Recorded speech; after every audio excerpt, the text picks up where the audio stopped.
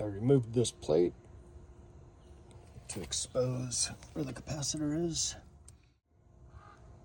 And here's the power that we want to make sure is off. You just pull this off. And you could flip it over and put it back in, showing that it's off, but I'm just going to set it up here.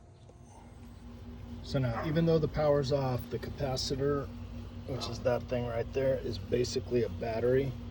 So I've been told you got to just kind of hold the screwdriver in between the contacts there just to release any charge that it might hold, or else you might get zapped. So you just give it the old dibbly dabbly doo.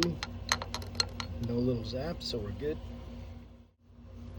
These wires are marked. You can see that purplish one is for the fan.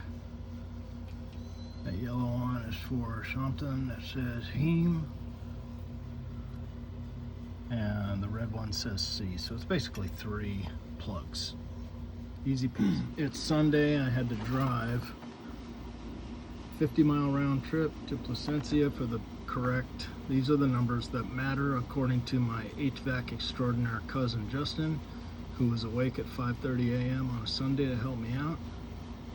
7 plus 10.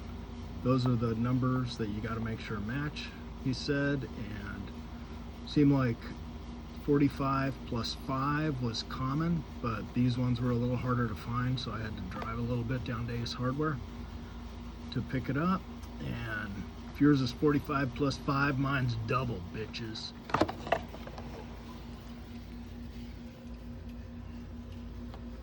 Looks the same.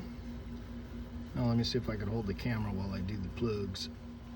So I couldn't do it with one hand holding the camera, so unplugged this old one, plugged in the new ones. Basically 3 plugs that slide right in. Super easy. If you plug in a vacuum cleaner, you could do that. Now we screw in the strap that holds this capacitor up.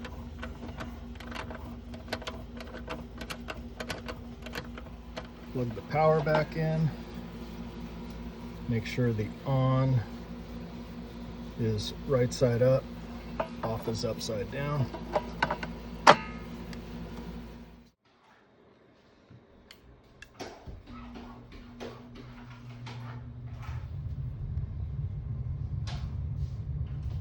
Sounds like it's working. Fingers crossed.